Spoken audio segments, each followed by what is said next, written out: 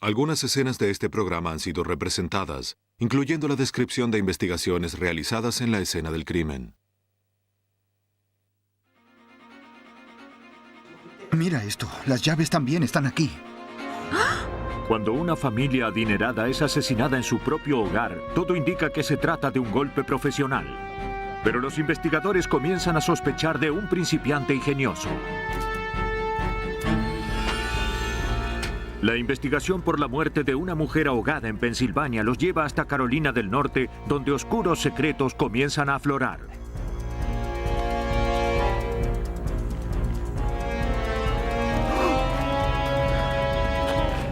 En el caso de una mujer asesinada, los detectives descubren más de lo esperado cuando investigan los negocios de la familia. Todas las familias tienen sus secretos. Todos los hogares tienen sus secretos.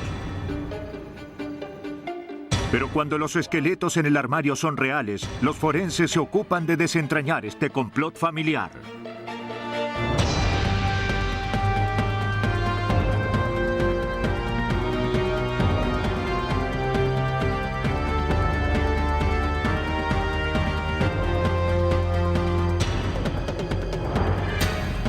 Los nuevos detectives. Casos estudiados por la ciencia forense.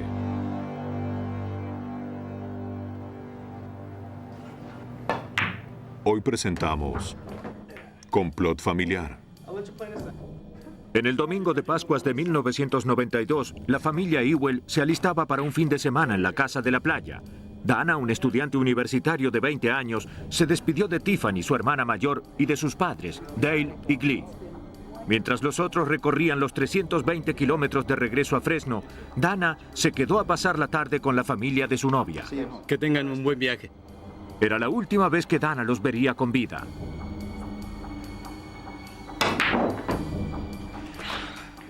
Dos días más tarde, al no poder localizarlos telefónicamente, Dana le solicitó a un vecino que inspeccione la casa.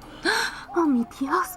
El vecino, junto con la empleada de los Ewell, hizo un descubrimiento macabro. Vamos, traigamos a la policía. El señor Ewell se encontraba muerto en el suelo. Aparentaba haber recibido un disparo en la nuca. Esta es la empleada. Entró y descubrió al señor Ewell. Cuando los investigadores del Departamento de Policía del Condado de Fresno recorrieron la casa, descubrieron que Dane no era la única víctima.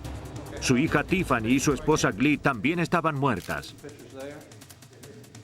Al igual que su padre, Tiffany había sido ejecutada, sorprendida con un solo disparo en la nuca.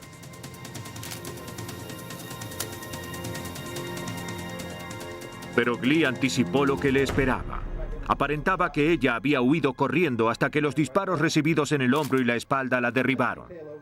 Los restos de pólvora que se encontraban en su playera indicaban que el asesino había disparado contra su cuerpo desde una distancia corta. Basados en la condición de las víctimas, los investigadores supieron que los Ewell habían sido asesinados hacía 2 días en cuanto regresaron del viaje a la playa. 5 proyectiles fueron recolectados en la escena del crimen. Uno más se recuperó del cuerpo de Glee. Está desordenado. En el dormitorio principal, los investigadores encontraron una caja de municiones de 9 milímetros abierta y la funda vacía de un arma. El manual del usuario indicaba que el arma faltante era una pistola Browning de 9 milímetros. Como la mayor parte de la casa había sido registrada, los detectives elaboraron la teoría de un posible robo con un trágico desenlace. Pero la evidencia no apoyaba esa teoría. Parece el trabajo de un principiante. No había señales de una entrada forzada. Muchos objetos de valor, incluyendo la colección de armas de Dale Ewell, se encontraban en la casa. En lugar de utilizar fundas de cojines para acarrear el botín, se encontraron sábanas repletas de objetos sin valor, como cintas de audio y monedas. Para el detective de homicidios John Sousa, aunque el asesino había logrado entrar y salir sin ser notado, esto no parecía un robo profesional. Un buen ladrón recorre los armarios y otros lugares de abajo hacia arriba. De esa manera nunca tiene que cerrar una gaveta. Abre la de abajo, la revisa, abre la siguiente y deja todas abiertas. Aquí había un poco de todo, no seguía ningún tipo de orden. El crimen había sido planeado en todos sus detalles. Aunque muchos vecinos se encontraban en sus patios ese domingo de Pascuas, nadie había notado nada extraño en la casa de los Ewell, ni habían escuchado disparos. Dada la premeditación involucrada en estos asesinatos, los detectives no podían descartar un golpe profesional. Tampoco podían descartar que alguien regresara a matar al único sobreviviente de la familia, Dana Ewell. Él es Dana Ewell. Hola, Dana. Me alegro que vinieras. Siéntate, por favor. Regresó de la escuela y se encontró con los investigadores. Si temía por su vida, lo ocultaba junto con su pena. Aprecio esto. Le acababan de decir que su familia estaba muerta. Toda su familia. No derramó ni una lágrima. Yo pensé... Bueno, el muchacho estará conmocionado. Le contó a la policía que su madre solía trabajar para la Agencia Central de Inteligencia. A su padre, quien tenía un negocio de venta de aviones, se lo conocía como un empresario muy duro. Mientras su fortuna crecía hasta alcanzar los $8 millones, Dale sin duda había generado algunos enemigos. Los investigadores se dedicaron a buscar algún secreto oscuro en la historia personal y financiera de la familia. No había ninguno. La historia de Glick como traductora para la CIA tampoco condujo a nada. Aunque a muchos no les agradaba Dale Ewell, nadie tenía motivos para matarlo junto a su familia. ¿Qué es esto? Los técnicos hallaron eso. Se le solicitó a Dana que inspeccione la casa para ver si faltaba algo. Es sangre. Como puedes ver, hay una mancha de sangre aquí y no sabemos a quién pertenece. Los detectives notaron que las manchas de sangre en la alfombra le fueron indiferentes, pero que estalló al ver que habían dañado una lámpara. Wow. ¿Qué sucedió aquí? ¿Ustedes hicieron esto? Luego del funeral, inmediatamente comenzó a gastar dinero. Recoge tu cabello. Dios. Cubrió a su novia con regalos costosos y se compró un avión de $130,000.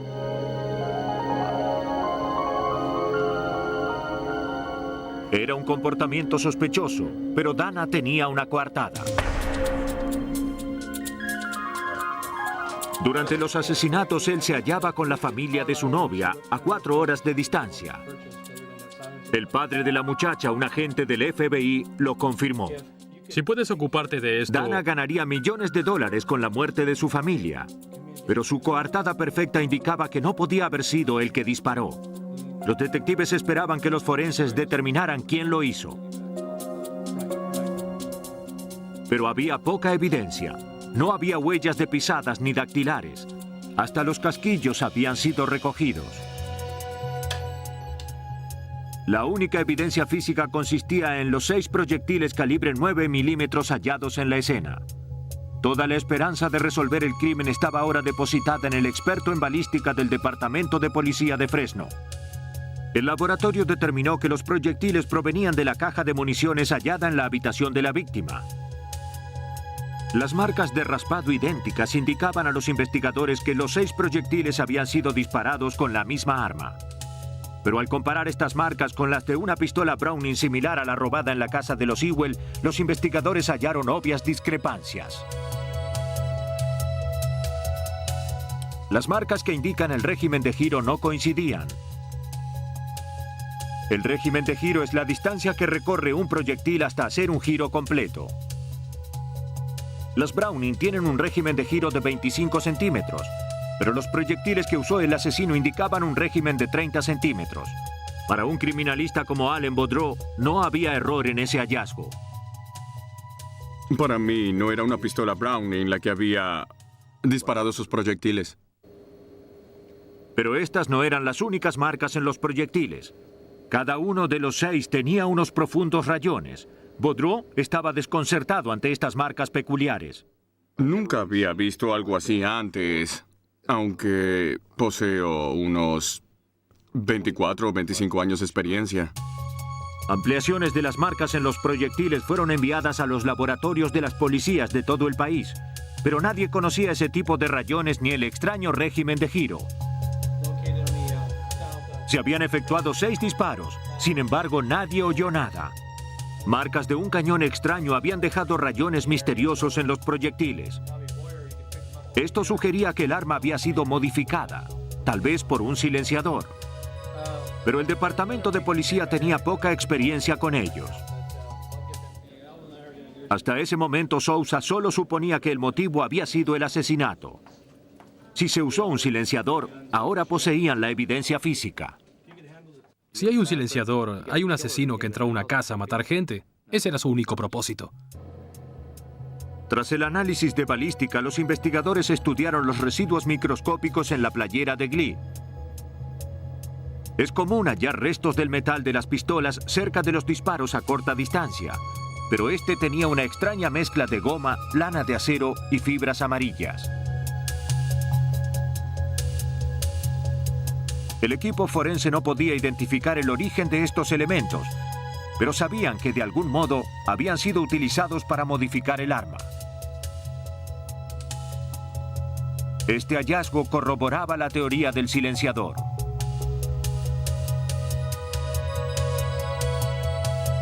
Probaron que esa noche de Pascuas alguien ingresó al hogar de los Ewell con un propósito letal. Registró la casa para que parezca un robo y sustrajo el arma de la víctima para engañar a los detectives. Pero utilizó municiones que se hallaban en la casa. Eso indicaba que el asesino debió conocer el lugar de la habitación donde Dale Ewell almacenaba esa caja de municiones calibre 9 milímetros. Solo un puñado de personas conocían ese dato, de las cuales 3 estaban muertas. Los detectives estudiaron con detenimiento los antecedentes de Dana. Sus compañeros de universidad en Santa Clara lo describieron como arrogante, solitario, meticuloso y obsesionado con el dinero. Por lo tanto, era extraño que su mejor amigo fuese un estudiante llamado Joel Radovsich, quien había estado a punto de ser expulsado por robar mobiliario. A Joel se lo notó cerrado frente a los investigadores. Dijo apenas conocer a Dana y no pudo confirmar su paradero ese domingo de Pascuas. Ya les dije todo lo que sabía. No sé nada acerca de él. La vigilancia sobre Dana demostró que Joel se mudó a la casa de los Ewell a los 2 meses de los asesinatos y que vivió allí hasta el mes de octubre siguiente. Durante ese periodo, Dana pagó todas las cuentas de su amigo y le dio lecciones de helicóptero por valor de miles de dólares. Sin embargo, cuando le preguntaron a Dana acerca de Joel, negó conocerlo. Los detectives habían descubierto que ambos jóvenes mentían descaradamente. Quedaba por descubrir en qué otros aspectos también mentían.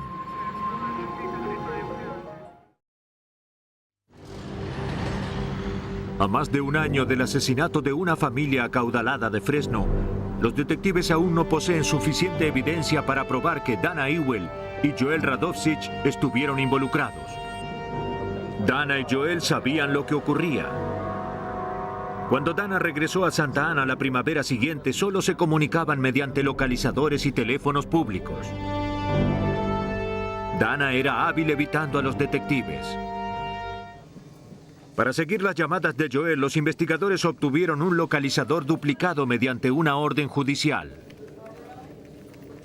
Pasaron semanas sin ninguna llamada sospechosa. Un llamado. Veamos de quién es. Entonces, en octubre de 1993, Joel recibió un mensaje de un hombre del que los detectives sabían muy poco. Su nombre era Jack Ponce. Bien, aquí está. Él y Joel solían ir a disparar juntos. Ponce admitió que solo 11 días antes del asesinato de los Ewell había comprado un rifle semiautomático Feder de 9 milímetros. Dijo que lo había adquirido para matar zarigüeyas. Los detectives pensaron que era un arma extraña para ese propósito y solicitaron verla. Ponce dijo que se la habían robado. Si los investigadores lograban relacionar el rifle faltante con los proyectiles y los residuos en la escena del crimen, podrían vincular a Ewell y Radovsich con el triple homicidio. Ponce, al ver que estaba implicado en los homicidios, decidió colaborar con la justicia. Admitió haber comprado el arma para Joel. Días más tarde, Joel le dijo a Ponce que había matado a los Ewell y le solicitó que se deshiciera del arma. Ponce la desechó.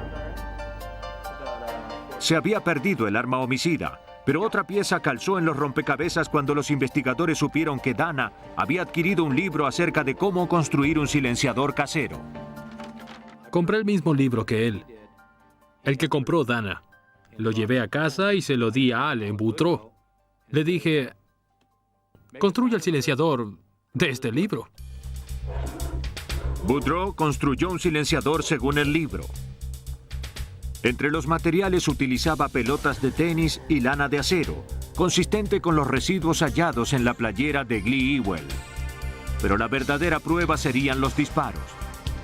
Para ello, necesitaban el arma. Tras entrevistar a 90 fabricantes de armas de todo el mundo, los investigadores descubrieron que el rifle Feather es la única arma de 9 milímetros producida con un régimen de giro de 30 centímetros.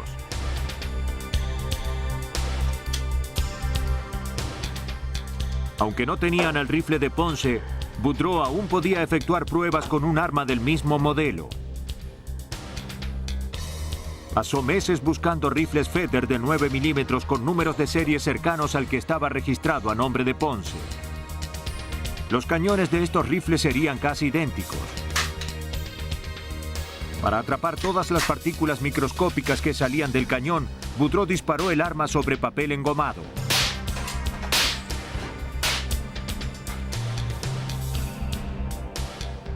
Esta evidencia se comparó con los residuos hallados en las ropas de Glee Ewell. Las extrañas fibras amarillas, la lana de acero y los restos de goma coincidían. Las balas de ensayo se asemejaban mucho a las halladas en el homicidio. El régimen de giro era el correcto. Los profundos rayones eran idénticos a los de los proyectiles asesinos. Finalmente, el arma arrojó el mismo tipo de residuo que se halló cerca de Glee Ewell. Ningún otro tipo de arma podía asemejarse tanto. En marzo de 1995, a casi 2 años de los asesinatos, se obtuvieron órdenes de arresto para Dana Ewell y Joel Radovsich. Bien, este es el plan. Basados en la intensa investigación, los detectives finalmente reconstruyeron la historia. Deseoso de la fortuna de su padre, Dana conspiró con Joel un año antes del hecho para simular un robo y dar muerte a su familia.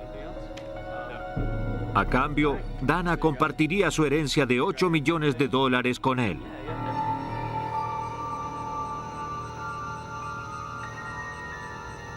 Mientras que Dana establecía su coartada perfecta a 320 kilómetros del lugar, Joel ingresó al hogar de los Ewell con una llave duplicada. Primero asesinó a la hermana de Dana y a su madre, y luego esperó a Dale. Supuso que sin el arma homicida no podrían relacionarlo con las muertes. Pero a pesar de lo ingenioso del plan, no resultó a prueba de balas. Ninguno de los hombres confesó. En mayo de 1998, Ewell y Radovsich fueron condenados por 3 casos de homicidio en primer grado y sentenciados a cadena perpetua. Condado de Allegheny, ¿cuál es su emergencia? El 7 de noviembre de 1994, la policía de Pensilvania respondió al llamado desesperado de Timothy Bokovsky. Cálmese, señor, cálmese. ¿Cuál es su domicilio? Lee, tenemos una denuncia en Rose Township. Es una mujer blanca y está muerta en una bañera. Su esposa, Marian, había perdido el conocimiento en una bañera caliente. No podía resucitarla. Cuando la policía llegó, encontró a los paramédicos intentando revivirla. ¿Qué fue lo que sucedió? Sus esfuerzos fracasaron. ¿Se pondrá bien? Yo estaba adentro y ella estaba en la bañera. Su corazón se detuvo mientras la trasladaban al hospital.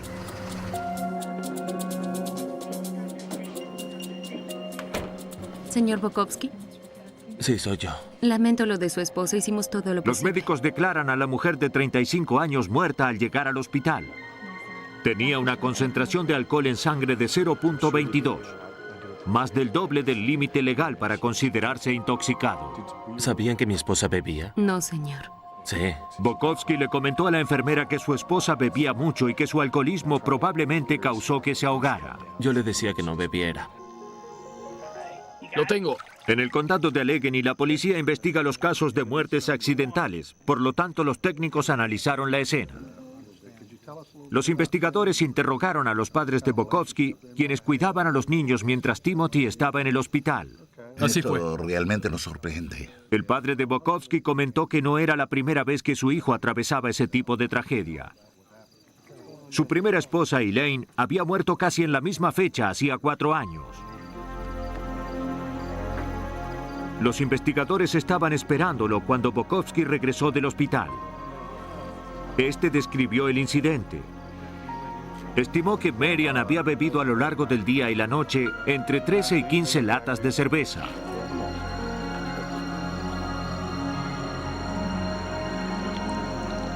Cerca de las 11:30 de esa noche, la pareja había bebido una botella de vino.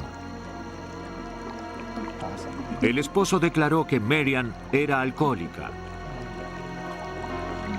Bokovsky dijo que Marian permaneció en la bañera caliente luego de que él se retirara.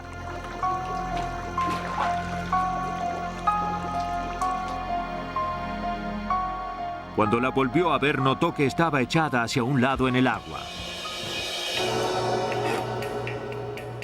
Los detectives revisaron la casa. Encontraron cerveza en la nevera y un saco con latas vacías. Lou, Sí, John. mira estas latas aquí. Pero las latas estaban completamente secas en su interior, lo que obviamente indicaba que habían sido recolectadas a lo largo de varios días. Las que hubiesen abierto esa noche tendrían algo de líquido. La evidencia contradecía a Bokovsky, quien había declarado que Marian bebió cerveza tras cerveza durante todo el día. También descubrieron que una amiga de Marian había conversado por teléfono con ella durante 1 hora y media esa tarde. La amiga dijo que Marian no parecía embriagada. A medida que investigaban, los detectives aumentaban sus sospechas de que la muerte de la señora Bokovsky no era un accidente, sino un caso de asesinato.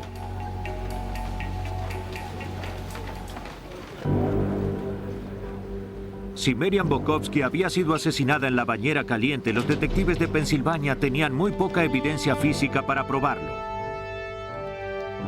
No había señales de violencia dentro o alrededor de la bañera. Solo tenían declaraciones contradictorias. Timothy Bokovsky aceptó ir a la estación de policía para responder algunas preguntas. Para el detective Jimmy Svetic, las respuestas parecían ensayadas. Una de las cosas es que era muy preciso con los tiempos, demasiado preciso. 1:10 hice esto, Marian hizo aquello cuando faltaban 8 minutos para la 1, a la 1:05 me estaba colocando los zapatos. Vamos a grabar esta entrevista, ¿de acuerdo? Mientras Bokovsky respondía a las preguntas, los detectives notaron un raspón en su cuello. ¿Cómo se lo hizo? Mi esposa y yo hicimos un viaje en un crucero. Le solicitaron que se quitara la camisa. ¿Podemos echar un vistazo? Adelante. Fotografíelo. En su espalda hallaron una serie de marcas. Bokovsky explicó que Marian y él habían estado en un crucero. Mientras estaban en la bañera, le solicitó que le rascase su espalda quemada por el sol. La explicación era inverosímil, dada la palidez de la piel del sospechoso y lo profundo de las marcas.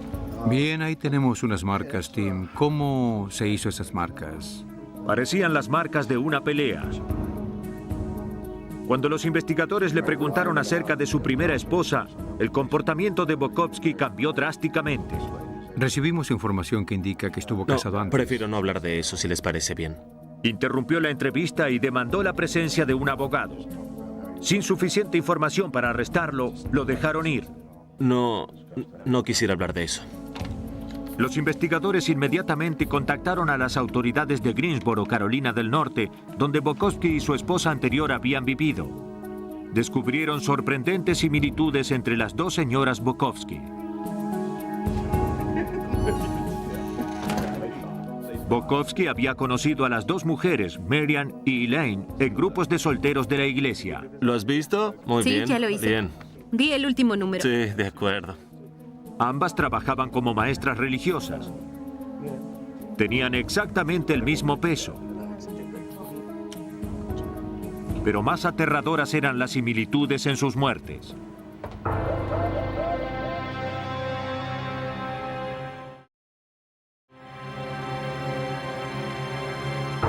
Según la policía de Carolina del Norte, Bokovsky había llamado al 911 un domingo por la noche en noviembre, lo mismo que hizo en Pensilvania.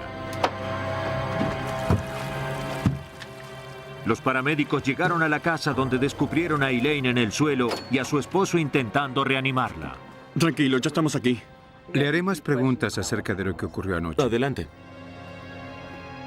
Bokovsky alegó que su esposa había estado bebiendo en abundancia esa noche, que cayó inconsciente en la bañera y se ahogó. Usted estaba escuchando música y no oyó nada más. Aunque los detectives de Carolina del Norte sospechaban, no tenían suficiente evidencia para impugnar el relato del esposo. ¿La reanimó? Sí. La causa de la muerte fue dejada en blanco en el certificado de defunción. Bokovsky nunca fue acusado. Intenté que lo dejase, pero... 4 años más tarde, los detectives de Pensilvania se enfrentaban a la posibilidad de que su caso termine de manera similar. Aunque las extrañas muertes de sus esposas en las bañeras eran sospechosas, era muy difícil para los investigadores de Pensilvania diferenciar un accidente de un homicidio, especialmente sin testigos. A menos que el cuerpo de Merian contase una historia diferente, Bokovsky podría salirse con la suya en otra muerte dudosa.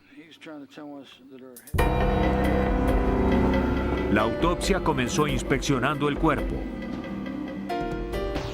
No había evidencia de traumatismo excepto por algunas magulladuras recientes. Pero estas magulladuras no alcanzaban para impugnar la historia de Bokovsky. Los paramédicos las podrían haber causado. El cuerpo se analizó en busca de señales de que se haya ahogado. Para el forense del condado de Allegheny, Cyril Wedge, era evidente que algo había asfixiado a Merian, pero no era agua. Sus pulmones no estaban para nada húmedos ni pesados. Si ella se hubiese ahogado en esa bañera, creo que sin dudas hubiésemos hallado una buena cantidad de agua en sus pulmones. La víctima tenía hemorragias en su ojo y en la parte posterior de la lengua. Los músculos de su cuello habían sufrido magulladuras severas. Todos estos síntomas indicaban una muerte por estrangulamiento. El forense concluyó que tras una violenta pelea, alguien había colocado sus manos alrededor del cuello de la víctima y había oprimido hasta matarla. Los hallazgos de Pensilvania llamaron la atención de John Batch, el examinador médico en jefe de Carolina del Norte. Se preguntaba si la primera esposa de Bokovsky, Elaine, también había sido asfixiada 4 años antes. El informe original de la autopsia no indicaba que se hubiesen hallado signos de ello, pero el forense podría haber omitido detalles que permitieron a Bokovsky salirse con la suya. El cuerpo de Elaine estaba sepultado hacía mucho tiempo, pero aún se conservaban las fotografías. Los investigadores esperaban tener lo suficiente como para corregir un error muy grave. 4 años después de que Elaine Bokovsky muriese en su baño, los investigadores de Carolina del Norte finalmente iban a poder probar que había sido asesinada. El examinador médico John Batch notó una marca extraña en una de las fotografías tomadas durante la autopsia. Una pieza importante de este rompecabezas eran las marcas que el cuerpo de la señora Bokovsky tenía en la zona inferior del pecho y superior del abdomen. Son una serie de marcas lineales elongadas que se ven en esta fotografía. Estas marcas paralelas, llamadas vías de ferrocarril, coincidían con los rieles de la mampara del baño de los Bokovsky. Su significado no fue apreciado durante la autopsia. Basado en la información acerca de cómo Bokovsky habría matado a su segunda esposa, Batch halló pistas sobre la muerte de la primera. Había sido aplastada hasta morir. Estas marcas son el resultado de que la mujer fue aplastada en su zona del pecho y abdomen contra los rieles de la mampara. Nuevamente, es a nuestro entender que esa fue la forma en que ella murió. Basados en los hallazgos de los investigadores de Carolina del Norte, los detectives de Pensilvania buscaron otras similitudes entre los casos. Descubrieron que ambas esposas de Bokovsky estaban a punto de separarse de él. Ninguna había cancelado aún la póliza del seguro de vida que lo tenía como beneficiario. Aparentemente, Bokovsky creyó que matando a sus esposas resolvería sus problemas románticos y financieros. En 1996 fue condenado por la muerte de Elaine. En 1999 fue condenado a muerte por el asesinato de Marian. En las tempranas horas del sábado 4 de marzo de 1995, un corredor se ejercitaba en el parque del lado este, mientras la mayoría de los habitantes de Paterson, Nueva Jersey, aún dormían. Uno de sus residentes aparentaba estar durmiendo sobre el camino de los corredores. Hey, amigo, ¿estás bien? Solo un par de pies asomaban del saco de dormir. El corredor se preguntó cómo podía esa persona respirar allí, cuando notó que el ocupante ya no respiraba.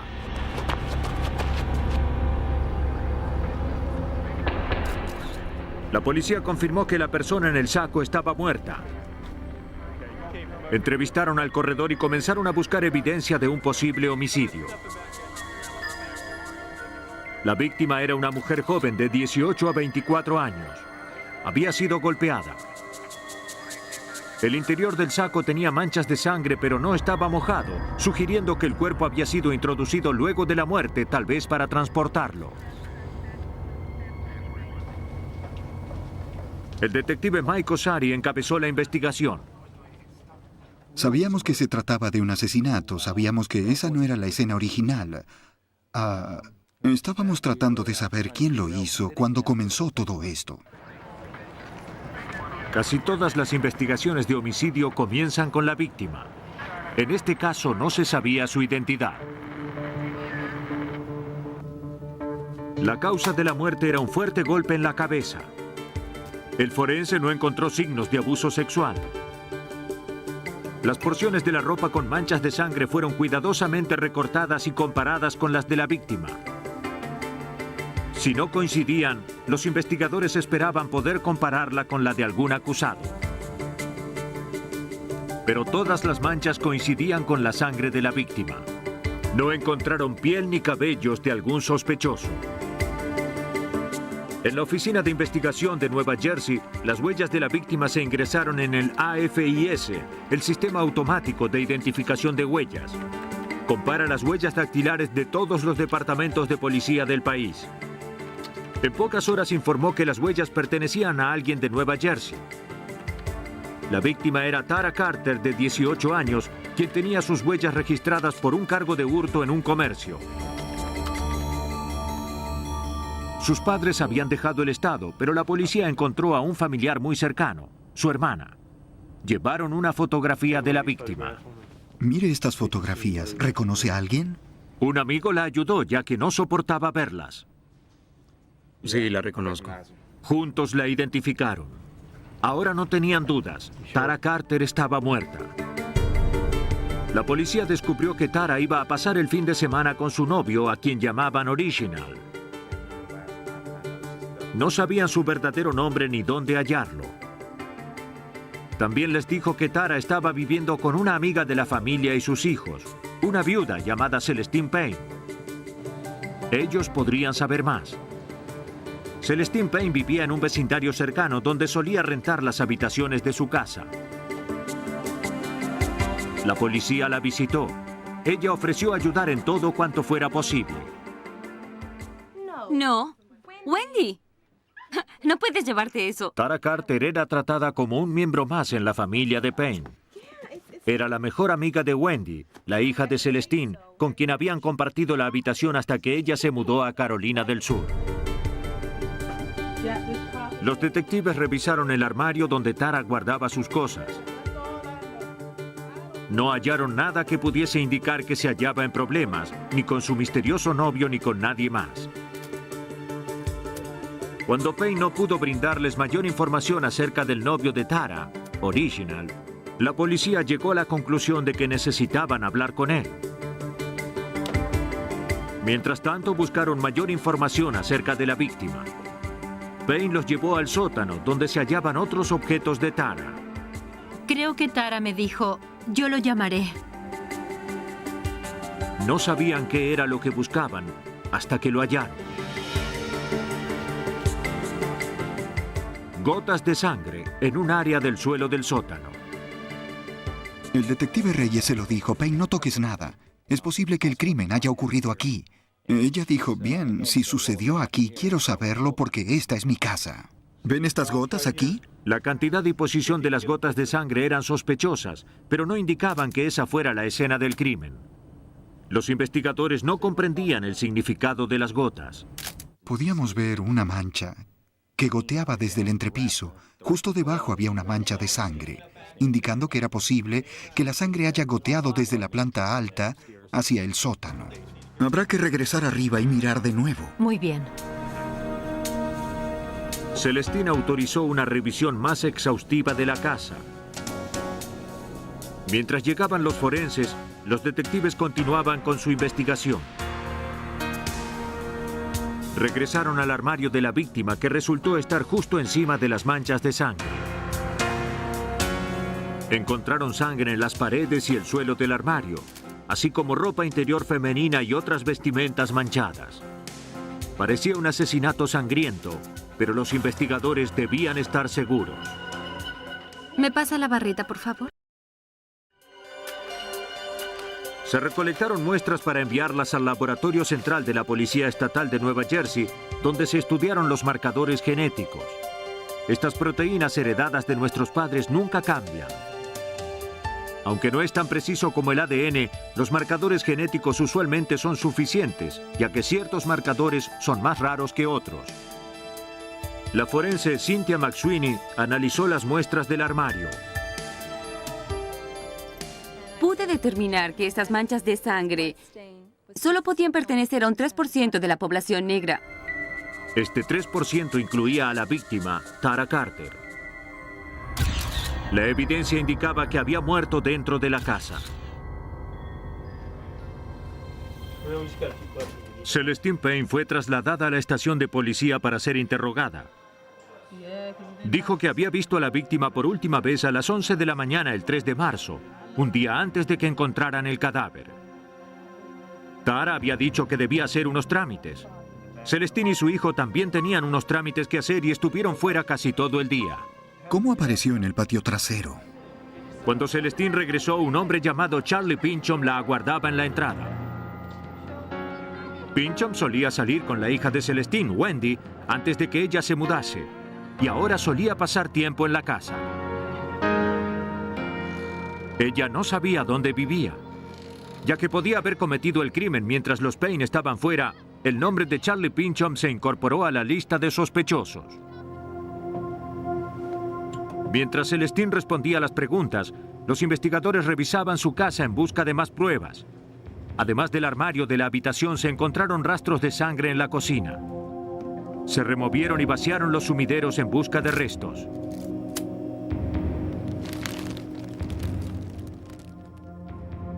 Casi 100 objetos de evidencia del lugar, incluyendo gotas de sangre, raspados, el fregadero que desarmamos y retiramos, luego restos de cráneo en el sumidero, y en el baño también había cabellos y sustancias. A partir de allí todo esto estalló. La investigación tomó vuelo. Para entonces el novio de la víctima, Original, había escuchado que la policía lo buscaba y se presentó junto con una coartada. Fue removido de la lista de sospechosos, al menos por el momento. Eso dejaba al misterioso Charlie Pinchom y a la triste Celestine Payne. Los detectives no podían hallar a Charlie Pinchom y la evidencia del forense no ubicaba a Celestine Payne en la escena del crimen.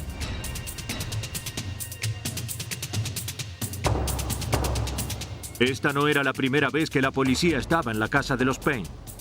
Mientras revisaba el caso, el sargento detective Ronald Humphrey recordó un incidente previo. Hacía un año y medio, un hombre llamado Eugene Cooper había sido apuñalado. Recuerdo que vivía aquí. Estaba internado en el hospital por una herida de puñal, pero no pudimos hablar con él. Cuando Cooper fue dado de alta del hospital, se negó a presentar cargos y desapareció. Ahora, 18 meses más tarde, los detectives rastrearon a Eugene Cooper para averiguar si había una conexión. Cooper les dijo que mientras vivía en la casa, Celestine le solicitó que endose el seguro de vida a su favor. No lo hizo, pero les hizo creer que lo había hecho. Al poco tiempo, Charlie Pynchon lo atacó. Dijo que cuando fue apuñalado, Charlie fue el que lo hizo y que Celestine lo había instigado.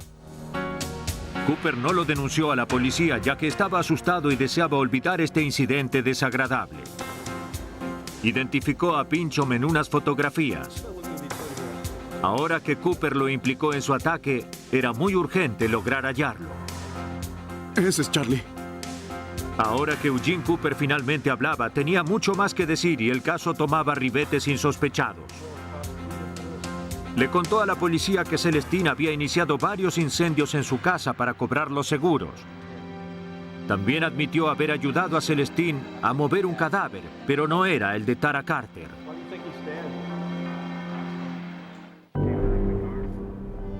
Tara Carter fue hallada muerta en un saco de dormir.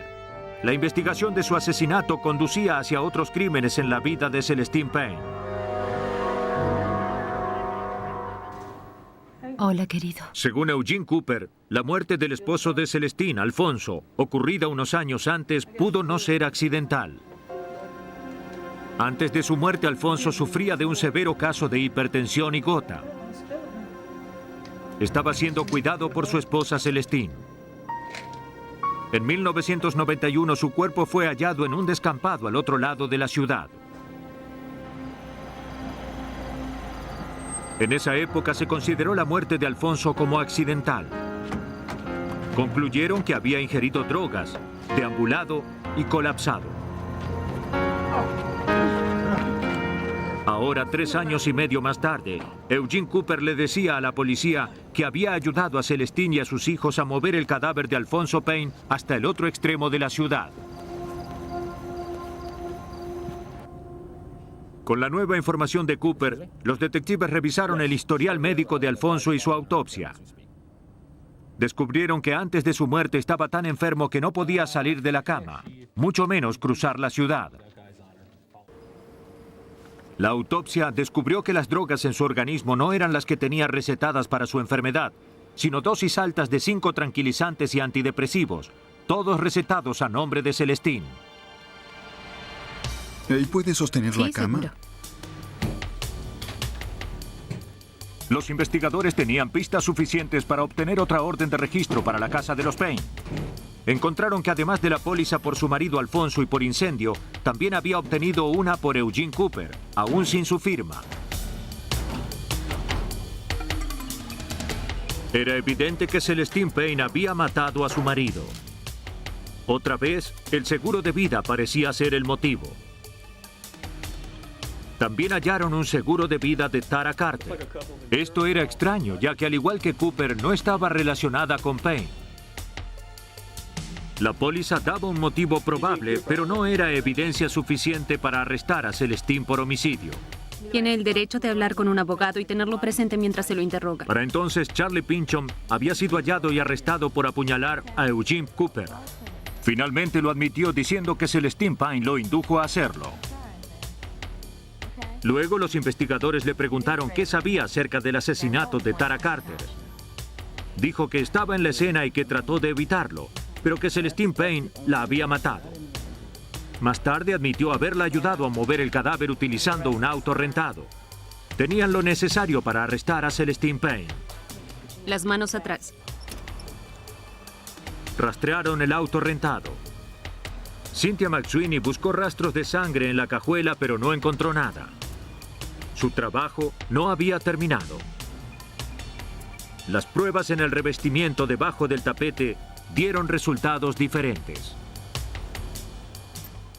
Cuando analicé el revestimiento y obtuve resultados positivos, comencé a pensar que alguien había intentado limpiar la zona, pero no había hecho un buen trabajo. Al igual que antes, los análisis sobre los marcadores genéticos en la sangre probaron que pertenecía a la víctima, Tara Carter. Su presencia en la cajuela del auto rentado por Celestine Payne unían a la sospechosa con el crimen. Tiene un problema grave aquí. A pesar de la evidencia, ella negó haber hecho algo malo. Como muchas mujeres que matan, esperaba que su encanto disimulara la culpa. Los investigadores supieron que mientras Wendy aparentaba ser la mejor amiga de Tara, también aparentaba ser Tara. Por lo menos lo suficiente como para contratar un seguro de vida a nombre de Tara Carter. Hola, Tara. Tu cabello se ve muy bien. Gracias. Una vez que el seguro fue contratado, los días de Tara Carter estaban contados.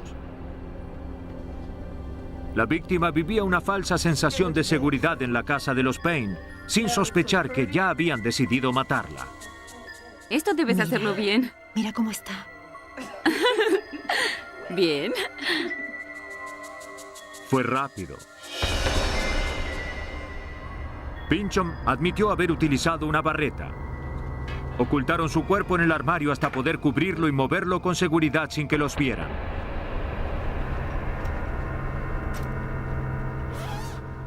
Finalmente, los forenses cerraron el caso y Celestine Payne no pudo negarlo.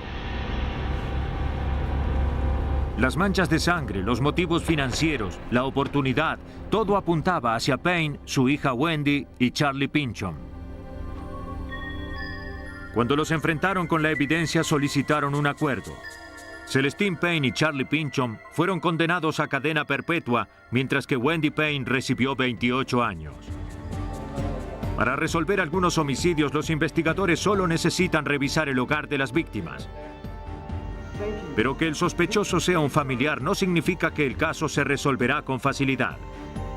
Un asesino en el hogar tomará mayores recaudos para borrar sus huellas. El trabajo de los forenses es sacar a la luz los secretos macabros de estos complots familiares.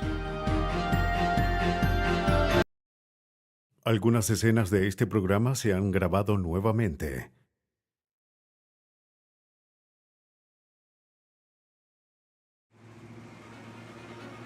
En Tampa, Florida, un asesino serial acecha a mujeres y usa los cementerios como vertederos. Cuando aumentan las víctimas, los detectives usan la ciencia para atrapar a este asesino serial. En Carolina del Norte, una mujer joven desaparece al regresar del trabajo. Cuando descubren el cuerpo, los detectives deben descubrir los rastros de un asesino a fin de hacer justicia para ella y su familia. En la mayoría de los casos, la policía necesita hallar un motivo para atrapar a un asesino, pero cuando se trata de un desconocido, un crimen puede durar años sin resolver. Se requiere un arsenal de técnicas forenses para descubrir un encuentro letal.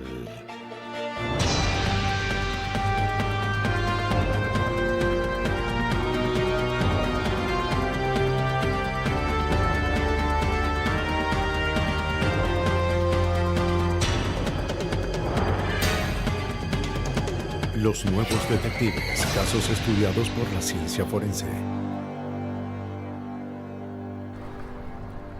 Encuentro letal. En este episodio se han cambiado algunos nombres. Tampa, Florida, 10 de octubre de 1996.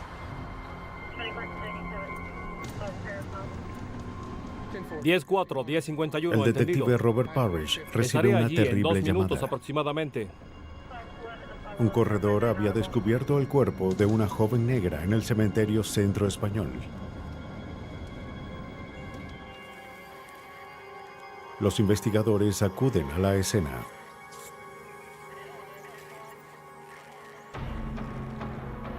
Mientras formaban un perímetro, el detective Parrish interroga al corredor. Ron Denny dijo que corría en este cementerio todos los días. Casi nunca veía a gente. Pero esa mañana fue diferente. El detective examina el cuerpo para hallar lesiones. Había una mujer negra desnuda en el cementerio. No hallamos señales de cortaduras o puñaladas, ninguna herida abierta. Tenía rastros de sangre en el lado derecho, parecían venir del área nasal. Esto indicaba que había muerto por trauma o por asfixia. Según la condición del cuerpo, parecía que la víctima había sido asesinada 12 horas antes. Parece que se hubiera bajado de un camión. Tiempo más que necesario para que el asesino escapara. El detective Parrish sabía que este sería un caso difícil. Había que examinar minuciosamente la escena del crimen. Cuando fotografían a la víctima, observan que estaba descalza. Sin embargo, las plantas de los pies estaban limpias, aunque el terreno estaba húmedo. Ella no pudo haber caminado hasta el lugar y no había evidencia de que fuese arrastrada.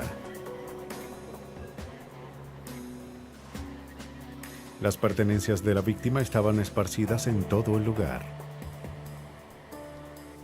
Cada objeto fue numerado y catalogado como evidencia potencial. Hallamos ropa interior, una blusa y una peluca cuando revisamos la escena del crimen.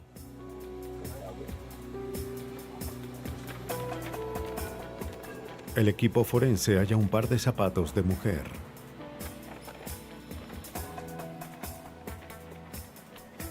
También había botellas de cerveza y un paquete de cigarrillos. Pero no encontraron ningún documento que identificara a la víctima.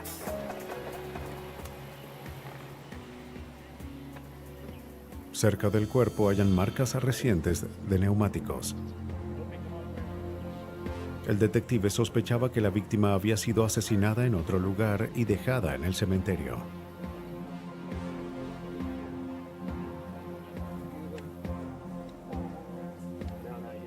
La pista más relevante que encontramos estaba a casi 3 metros del cuerpo. En el suelo había una huella de neumáticos y se notaba que era grande. Además, en la calle hallamos marcas que entraban y otras que salían del lugar. Un vehículo grande, como un camión o una camioneta, había hecho las marcas. Los técnicos sacan moldes de las huellas usando yeso. Basándose en la condición del cuerpo, los investigadores estaban seguros de que un auto había estado en la escena. El yeso secaría en minutos, pero llevaría días determinar si las huellas eran relevantes.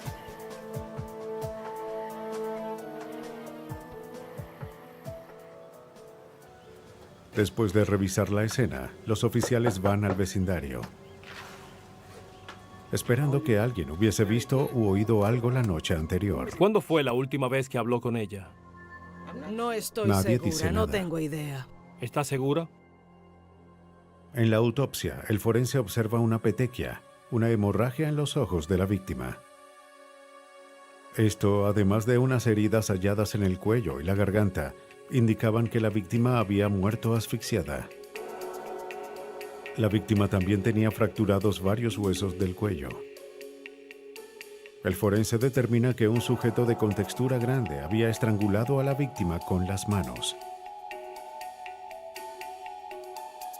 Unas marcas de ligaduras en las muñecas revelan que había sido atada antes de morir. Basándose en el grado de rigidez y la cantidad de insectos, el forense concluye que la víctima fue asesinada menos de 12 horas antes.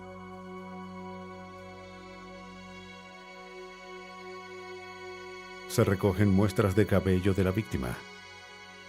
En caso de que encontraran a un sospechoso, buscarían hebras del cabello en su vehículo.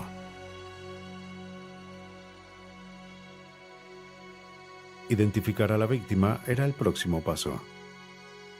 Se toman huellas dactilares que se comparan con la base de datos de Tampa.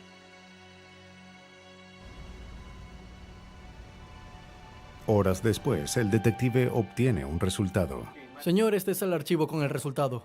Gracias. La víctima era Tamara Jones, de 34 años. Luego de identificarla, localicé a su madre y le di las noticias. Luego obtuve toda la información, todos los datos que podía sobre sus hábitos, con quién salía o novios estables que pudo haber tenido. El detective Parrish pudo obtener información gracias a la madre de Tamara. Era una chica extrovertida, prometedora, hasta que la trampa de la cocaína la redujo a un estado de dolorosa adicción. Para pagar su vicio, Tamara se vuelve prostituta. Había 4 bares al oeste de Tampa que ella solía visitar y como investigador tuve que ir a los bares a ver quién la conocía, quién salía con ella, es decir, hacer un buen trabajo de campo. Noté que todos hablaban muy bien de ella. Todos a los que interrogué dijeron que era una buena chica y muy buena persona.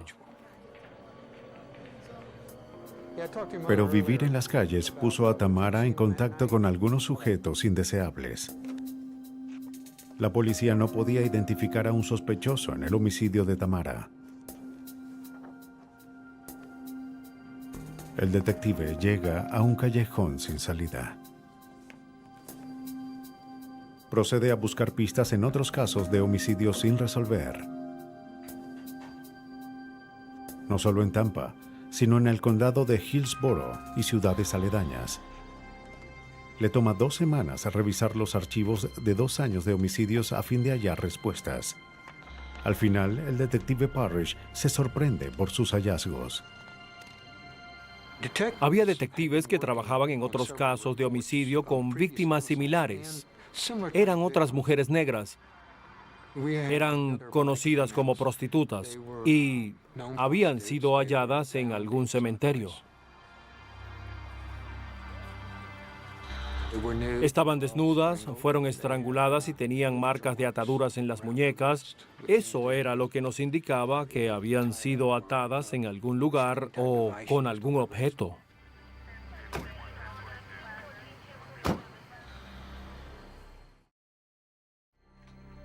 Los detectives del Departamento de Policía de Tampa y el Departamento del Condado de Hillsborough unen fuerzas. Junto con otras agencias en el área, forman un equipo para encontrar y detener al asesino. Pero la falta de evidencia física en las escenas del crimen y el estilo de vida de las víctimas hacían que fuesen casos difíciles de resolver.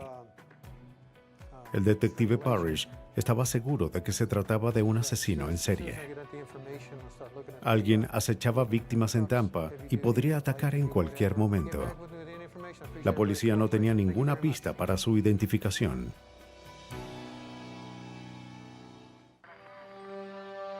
Las autoridades en Tampa, Florida, estaban convencidas de que era un asesino serial. Había 2 homicidios recientes con muchas similitudes a casos que se remontaban a 2 años atrás. El detective Parrish sabía que necesitaba hallar a un sospechoso, pero ninguno de los investigadores tenía alguna idea. Los demás detectives trabajaban en otros casos. Estábamos en diferentes puntos, pero nadie tenía una pista que pudieran decir que fuese 100% segura. Varios de ellos tenían indicios que estaban investigando. Las noticias sobre la última víctima llaman la atención de un testigo potencial. Un hombre llamado Adam Childs contacta a la policía. Entró en el vehículo y se marchó. Declaró que conocía a Tamara de un bar. La había visto la noche antes de que su cuerpo fuese hallado en el cementerio. Un camión oscuro se acercó a Tamara en la calle. Ella habló con el conductor.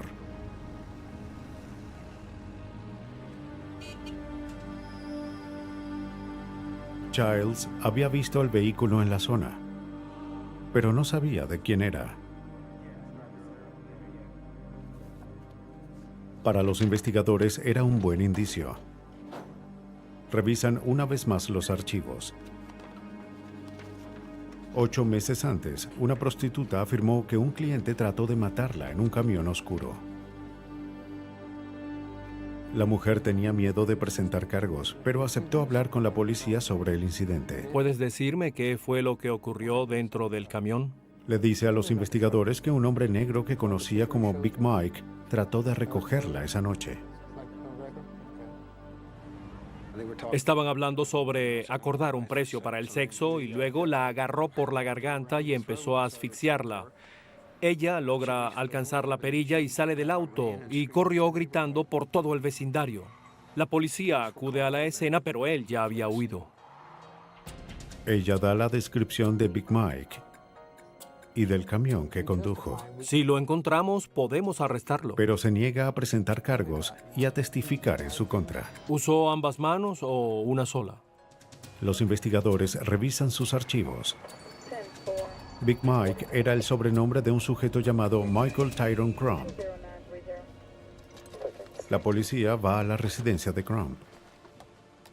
El sospechoso no estaba en casa, pero había un camión que coincidía con la descripción de los testigos estacionado en la entrada.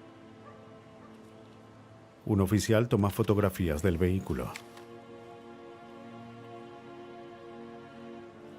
El detective Parrish le pide a Adam Shiles que regrese a la estación. Recopilé varias fotos. Le mostré 6 fotos diferentes de camiones distintos, incluyendo el de este sujeto que teníamos como sospechoso. Y el testigo eligió su camión de inmediato. La policía de Tampa cree que Michael Tyrone Crump cometió al menos 2 crímenes, pero no tenían evidencia suficiente para arrestarlo.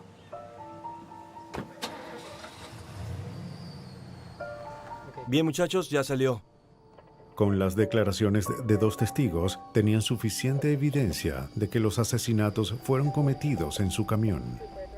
La policía tiene la autoridad para incautar un vehículo si se cree que fue usado para actividades ilegales o si tiene evidencia de esos crímenes.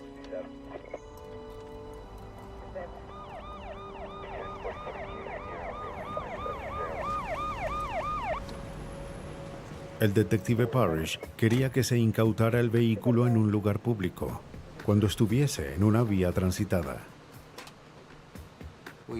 Detuvimos el camión en la calle e informamos al conductor, a Michael Tyrone Crump, que necesitábamos el auto como evidencia ya que fue utilizado en un crimen. Comuníquese conmigo. Cuando terminemos de procesarlo, lo llamaré. Crump mantuvo la calma, aun cuando le preguntaron si conocía a Tamara Jones. Negó conocerla. La policía le informó que no lo arrestarían y que era libre para irse.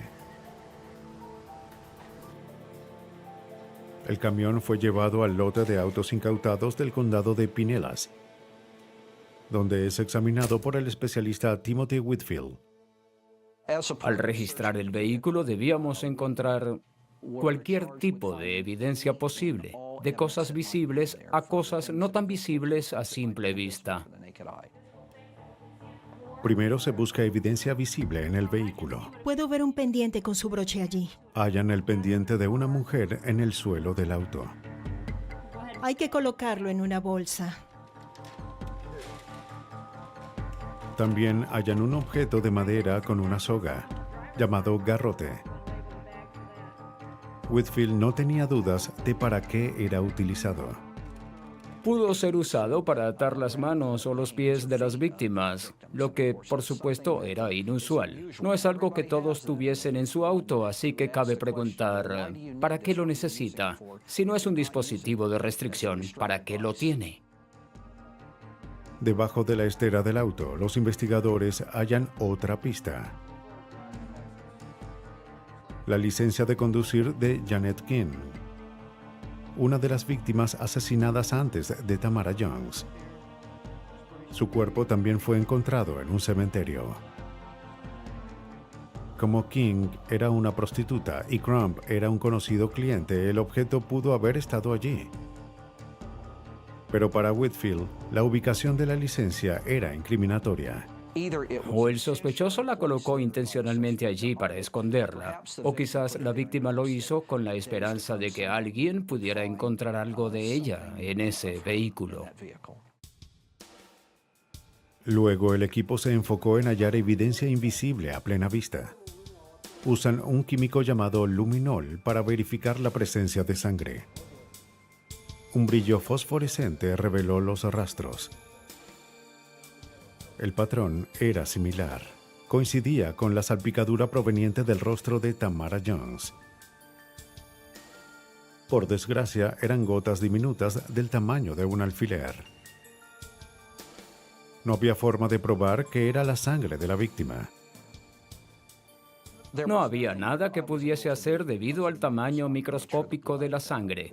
Por supuesto, eso fue antes de las pruebas de ADN y se necesitaba más sangre para hacer un análisis. Los investigadores aspiran el interior del auto, buscando fibras o cabellos que pudiesen vincular a las víctimas con el sospechoso.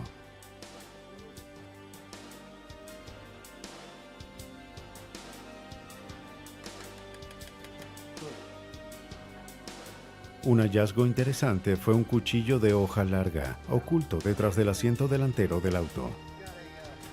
Esto se parece mucho a un machete, es de gran tamaño, con una buena superficie.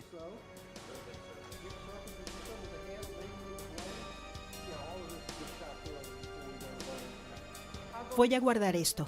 Bien, hazlo.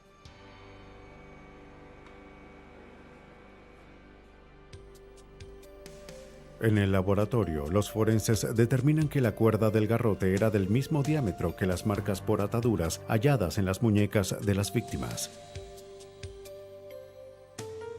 Una de las pruebas más importantes quizás hallada fue una hebra larga de cabello, que no podía ser del sospechoso.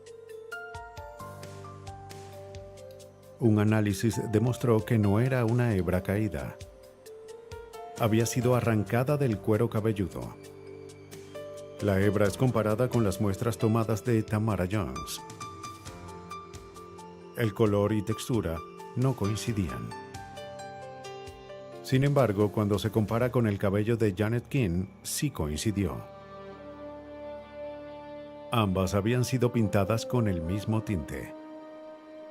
Los forenses estaban seguros de que venían de la misma persona.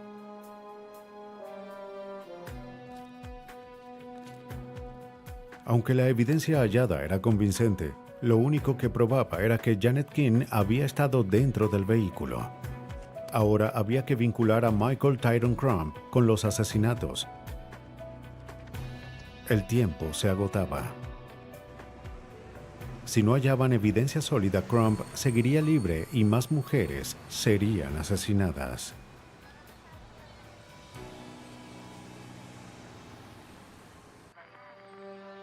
Las autoridades de Tampa, Florida, estaban seguras de que se enfrentaban a un asesino serial. 2 homicidios recientes tenían similitudes sorprendentes a una serie de crímenes cometidos más de 2 años antes. El detective Robert Parrish debía vincular el asesinato de Tamara Jones con el auto del sospechoso Michael Crump. Su mejor pista eran las marcas dejadas en la escena.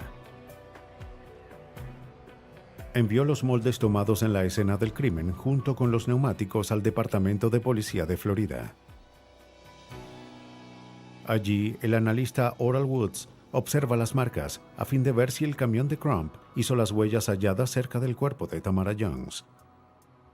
Woods estaba sorprendido ya que el auto de Crump tenía 3 tipos diferentes de llantas. Las 2 delanteras tenían diseños parecidos, mientras que las de la parte trasera eran diferentes. 2 de los diseños de los neumáticos de Crump coincidían con los moldes tomados en la escena del crimen. Le dije al detective Parrish que estábamos muy cerca, que la evidencia podría ser útil, ya que no solo los moldes tenían características generales, sino también características individuales. Las características generales como el tamaño y el diseño de la llanta podían indicar un fabricante en específico. Al comparar las fotografías, Woods determina que las marcas de neumáticos en la escena tenían las mismas características generales que los del auto de Crump. Luego buscó las características individuales de los neumáticos, como incisiones, desgaste o piedras incrustadas que puedan convertir el diseño de una llanta en algo tan único como una huella dactilar. El analista halló lo que necesitaba. Había una parte del neumático que tenía cortes e incisiones que también encontré en el molde de yeso hecho en la escena. Y fui más allá. Entonces hice un molde de esa área y observé las mismas características individuales. Woods confirmó que las marcas de neumático halladas en la escena provenían de una rueda trasera del auto. El 7 de febrero, Michael Crump fue al departamento de policía de Tampa para buscar su auto. Pero primero el detective Parrish tenía unas preguntas importantes que hacerle, como el por qué había aparecido muerta una mujer con la que estuvo el día anterior, y por qué las huellas de neumáticos de su auto fueron halladas cerca del cuerpo. Una vez más, Crump negó conocer a Tamara Jones. Afirmó que había trabajado en el lugar y que tomó un atajo por el cementerio esa noche. Le mostraré algo que encontramos en su camión. ¿Lo ve? Era su licencia y la hallamos. Cuando el detective le muestra la licencia de conducir de Janet King, Crump se sorprende y siente que había sido atrapado. Era un hombre fornido y solo bajó los hombros y luego la mirada, lo que me indicó que con la licencia, el mostrarle la licencia lo había afectado. Crump admite haber recogido a Tamara Jones esa noche. Afirma que discutieron y que Tamara trató de apuñalarlo. Confiesa haberla estrangulado, pero jura que fue en defensa propia. Para el detective, la versión de Crump no explicaba por qué usó el garrote y dejó marcas de ataduras en las muñecas de la víctima. La evidencia apuntaba a un modus operandi que Crump había usado antes. Analizamos los neumáticos. Los detectives pasan a interrogar a Crump sobre el asesinato de Janet King. Él admite haberla recogido una vez, pero afirma que ella se marchó minutos después. Declara no saber nada sobre las otras 7 víctimas. Los oficiales no le creen. Todo indicaba que como las otras mujeres murieron de forma similar, él estuvo involucrado en lo sucedido. Pudimos vincularlo un 100% a 2 homicidios similares, pero no teníamos suficiente evidencia para vincularlo a los otros. En juicios diferentes, Crump es hallado culpable de los asesinatos de Tamara Jones y Janet King. Fue condenado a 2 cadenas perpetuas sin posibilidad de libertad condicional. Los otros casos siguen sin resolver. Michael Tyrone Crump atacaba a mujeres que elegía al azar en las calles. Pero en Carolina del Norte, un inocente encuentro con un extraño termina en violencia y muerte.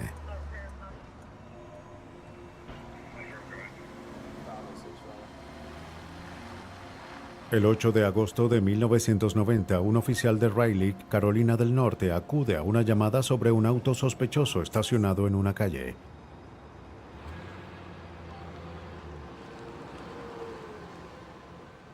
El oficial pide los datos del auto. Mary Young Young 1971.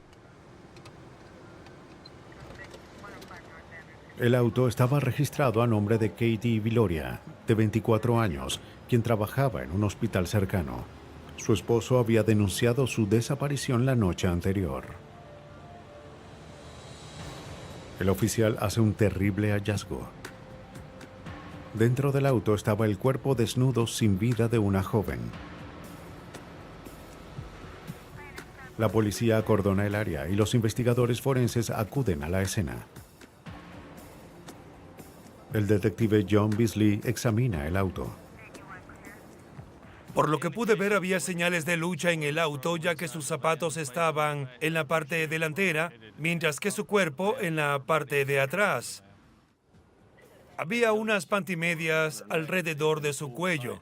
No estaban apretadas ni atadas en la garganta. Era obvio que había sido estrangulada. No se halló ni la ropa ni el bolso de la víctima.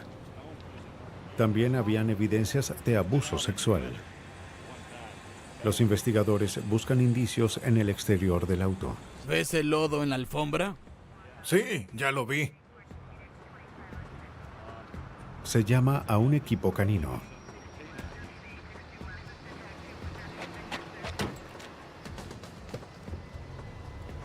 El oficial le da una muestra de olor al perro y le ordena que busque. El perro se aleja del auto y sale de la calle.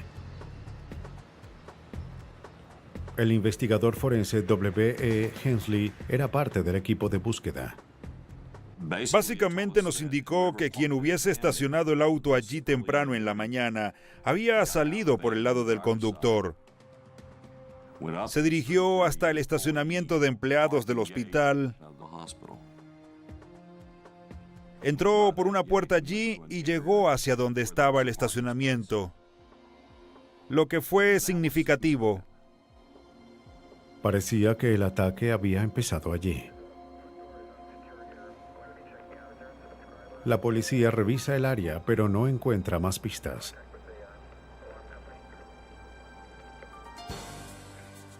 Se envía el auto al lote de vehículos de la policía y se realiza la autopsia del cuerpo. Sentí que al mover el auto trasladaríamos la escena del crimen con el cuerpo. Así que lo movimos a un lugar donde pudiéramos examinarla apropiadamente. Hensley no quería pasar por alto ningún cabello o fibra al abrir el auto en condiciones que no fuesen las ideales. Cada escena del crimen cuenta una historia. ¿Qué momento era? Las condiciones ambientales, la víctima y los rastros que pudo haber dejado el sospechoso. Cuando examinamos el auto, creíamos que rastros como cabellos, fibras o elementos similares serían de mucha importancia para el caso. Pero no podíamos descartar la posibilidad de hallar huellas u otro tipo de impresiones. Buscaron huellas, pero solo hallaron manchas sin importancia. Parece que el asesino había tratado de borrar sus rastros antes de salir del vehículo. Quien hubiese entrado en el auto había dejado evidencias y trató de borrarlas al salir. Así que buscamos cualquier rastro que concordara con esa teoría. En el asiento delantero hallan un par de zapatos de mujer. Los zapatos tenían raspones en la punta y los talones.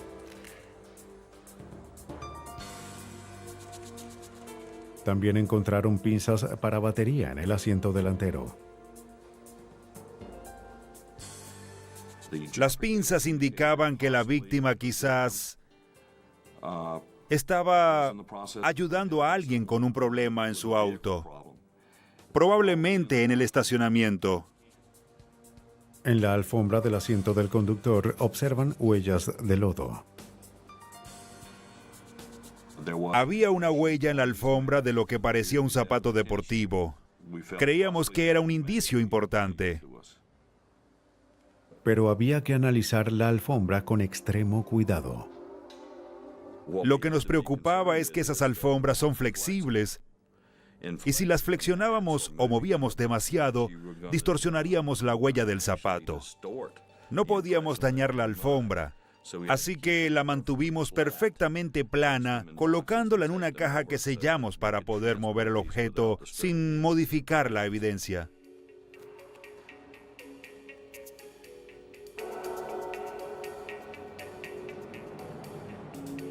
Los forenses buscaron evidencia de rastros,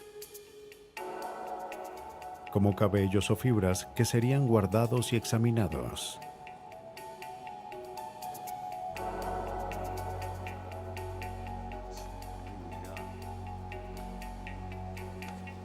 Hallaron algunos cabellos incrustados en el techo del auto. No coincidían con el cabello de la víctima, así que podían ser del asesino. Los detectives creían que el asesino se había colocado encima de la víctima y que algunos de sus cabellos se adhirieron al techo del auto. El investigador Hensley procedió a crear un perfil del asesino. Todo indicaba que estaba en el estacionamiento de empleados, así que podía conocer a la víctima ya que trabajaban en el mismo lugar. En la autopsia, el forense observa contusiones en el cuello de la víctima y determina que había sido estrangulada hasta morir. Se extraen hebras de cabello y se colocan en un sobre. Se envían los cabellos al laboratorio, donde los investigadores los comparan con otras hebras halladas en la búsqueda. Había evidencia de abuso sexual. Se extraen muestras de fluidos biológicos hallados en la víctima. Un despiadado violador y asesino atacaba en las calles de Raleigh, Carolina del Norte. Los detectives debían atraparlo antes de que hubiese más víctimas. En Carolina del Norte, la policía investiga la violación y asesinato de una joven madre de 24 años. Sin pistas ni testigos, los detectives se dirigen al hospital donde trabajaba Katie Viloria. Soy el detective John de la policía. ¿Cómo le va? Bien, gracias. De acuerdo a sus compañeros, Katie era agradable y no tenía enemigos. En la noche de su muerte sale del trabajo justo antes de las 6 de la tarde. Su compañera la describió como una esposa y madre devota. Se llevaba bien con todos en el lugar de trabajo. Que te vaya bien. Gracias. Feliz fin de semana. Su compañera dijo que no creía que Katie tuviese un solo enemigo en el mundo. Cuídate. Tú también. Gracias. Otro compañero que se marchó después no la vio a ella ni a ningún desconocido en el estacionamiento.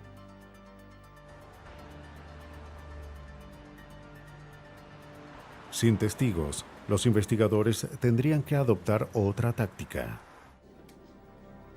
Como el bolso de Katie no estaba en su auto, el asesino pudo haber robado sus tarjetas de crédito.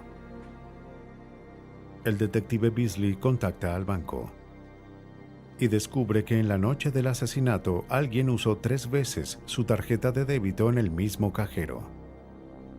Sacó $100 la primera vez que lo usó, la cantidad máxima que se podía retirar en ese tiempo. Volvió, trató de retirar otra vez y luego trató de hacerlo por una tercera vez. Los detectives consiguen las fotos de la cámara del cajero automático, pero eran muy borrosas para identificar al sujeto que lo utilizó. Entre la primera y la segunda transacción, otro cliente usó el cajero. El hombre le cuenta a la policía que recordaba claramente lo sucedido. Un hombre joven acababa de hacer un retiro cuando él llegó, pero el sujeto no parecía haber terminado. El testigo estaba detrás de él cuando retiró los $100 y luego observó que trataba de usar de nuevo la tarjeta. Mencionó que actuaba sospechosamente y se preguntaba por qué se tardaba tanto. Ya había visto al hombre retirar el dinero y sabía que no podía hacerlo otra vez. El testigo le dio al dibujante de policía información sobre la altura, peso, color y rasgos faciales del sospechoso. Con una descripción más detallada, los investigadores van al hospital. ¿Será que puede observar este dibujo? ¿Conoce a este hombre? Alguien reconoce al sujeto. El dibujo se parecía a un hombre que trabajaba en la lavandería del hospital. Sí, creo que trabaja en la lavandería. De hecho, me gustaría que viese este dibujo que tengo aquí. La supervisora de la lavandería confirma que el dibujo se parecía a Michael Sexton, de 23 años. Su ficha de horario indicaba que trabajó el día del asesinato de Katie, pero desapareció esa tarde. Según la supervisora, regresó como a las 6:30. Estuvo desaparecido por 2 horas y de pronto aparece corriendo en el hospital. Dice que debe irse, que su auto tenía problemas, firma y no se presenta ni el jueves ni el viernes. Para los detectives, Michael Sexton actuaba como alguien que tenía algo que esconder, pero no tenían pruebas que lo vincularan a la violación o asesinato de Katie. Los detectives se dirigen a la vivienda que Sexton compartía con su novia, quien les dio permiso de registrarla. Recolectan algunos de sus uniformes y zapatos, de acuerdo con W. E. Hensley. Llevamos 3 pares de zapatos, los tomamos para colocarlos y marcar como posible evidencia. Luego fueron llevados a nuestro laboratorio a fin de analizarlos y ver si obteníamos algún resultado. Los zapatos del sospechoso y las alfombras llenas de lodo son enviados a la Oficina de Identificación del Condado de Wake. Allí el especialista Johnny Leonard hace un análisis de las huellas. Los criminales tienen algo en común. Se colocan guantes, medias sobre la cabeza, pero casi ninguno piensa en sus pies, ya que con eso corren, con eso caminan. Siempre he creído que las huellas son la evidencia con la que más se descuidan en un crimen. Leonard analiza las huellas, primero en búsqueda de características generales como el patrón de diseño. Luego busca características individuales como cortes y agujeros. Después analiza los 3 pares de zapatos hallados en el hogar del sospechoso. Cuando vi las huellas, pude determinar que 2 de los pares no las habían hecho, ya que simplemente los vi y noté que las características generales eran diferentes. Pero el tercer par sí tenía un tamaño y diseño similar al de la escena del crimen. Leonard coloca polvo magnético en la suela del zapato. Luego, con un gran trozo de cinta, procede a levantar el diseño de la suela y lo adhiere a una cartulina.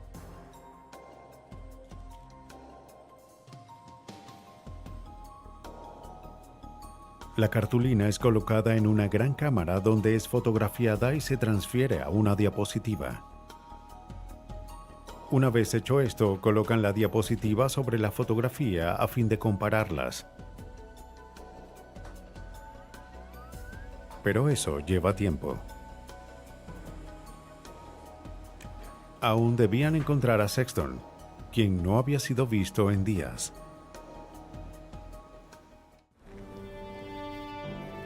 Los detectives de Carolina del Norte trabajan contrarreloj, investigando el brutal asesinato de Katie Viloria, una joven madre de 24 años. Se identifica a un sujeto llamado Michael Sexton como sospechoso, pero aún había que encontrarlo. En el laboratorio, el analista de huellas Johnny Leonard analiza las huellas de zapato halladas en la escena del crimen. Coloca la diapositiva de la huella del zapato del sospechoso sobre una imagen tomada del auto de la víctima.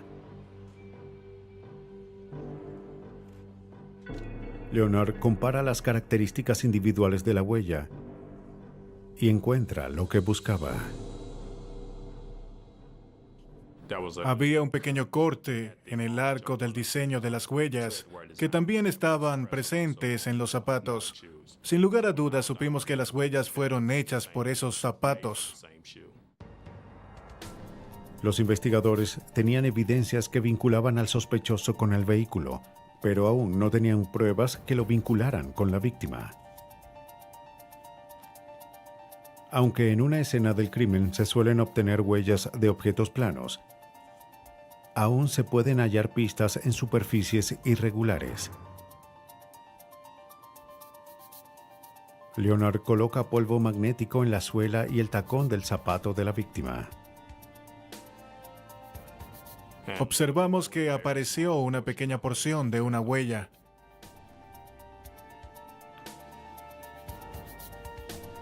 Coloca la huella parcial en una cartulina y la compara con la impresión de la huella del zapato del sospechoso. La huella parcial encontrada en el zapato coincidía con una parte de la huella del sospechoso.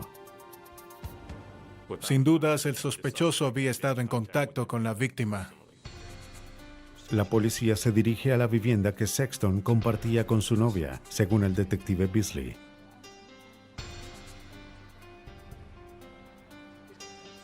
Los detectives encuentran a Michael Sexton en esa ocasión.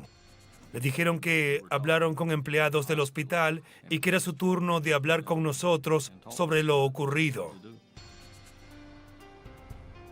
Sexton se muestra dispuesto a ayudar al llegar. Aceptó dar muestras biológicas para su análisis. Tomó una muestra del interior de su boca para una prueba de ADN. También aceptó dar muestras de cabellos. Estas también se compararían en el laboratorio. Bien, ya terminamos de recoger las muestras de cabello. El criminalista Hensley reconocía la importancia de esta evidencia. Nos enfrentábamos y sentíamos que lo que debíamos buscar como evidencia potencial en este caso en particular era sangre, fluidos, cabellos, fibras, ropa, y esos fueron los elementos en los que trabajamos. Usando un microscopio, los investigadores buscan similitudes entre las dos muestras de cabello. Lo más importante era analizar el color, largo y diámetro.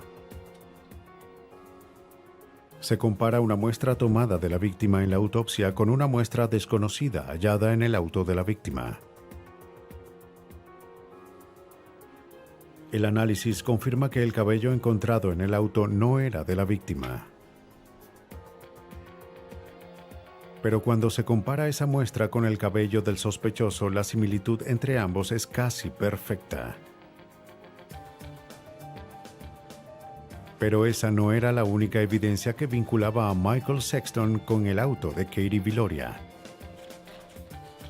A fin de analizar las prendas tomadas de la casa de Sexton, los forenses las colocaron en una amplia mesa.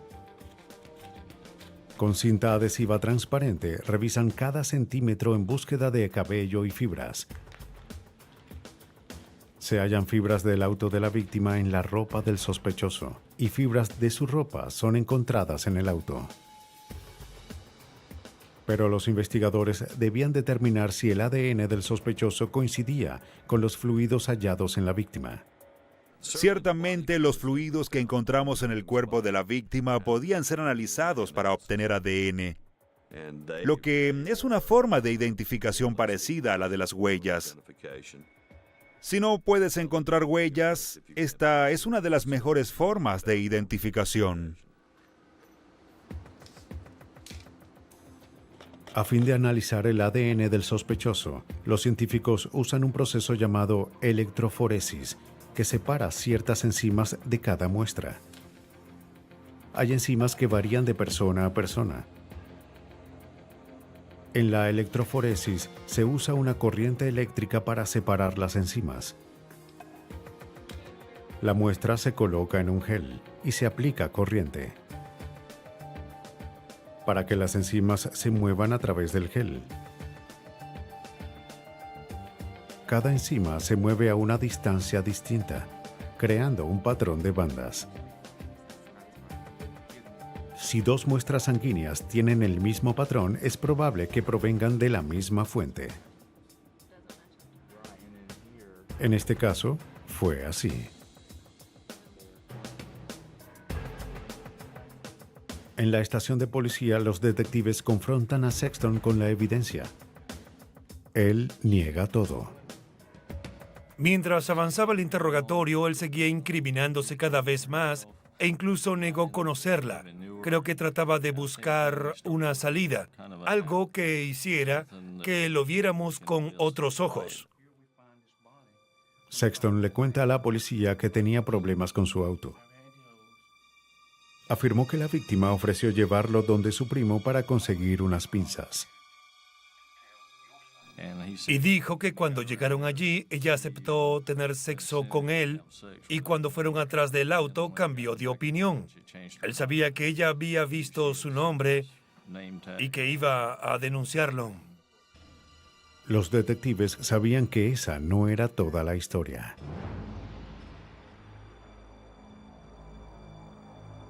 Creían que Sexton usó su auto como carnada.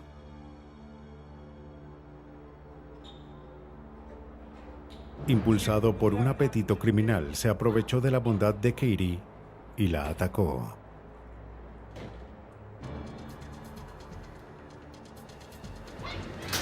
El estado de Carolina del Norte halló culpable a Michael Sexton de asesinato y violación. Fue condenado a muerte y ejecutado en noviembre del 2001. Cuando un asesino es un desconocido para la víctima, para los investigadores es como andar en la oscuridad. Pero para quienes están dispuestos a hacer justicia, ninguna evidencia es insignificante. Hoy la ciencia forense puede resolver un asesinato y traer a la luz evidencias de un encuentro letal.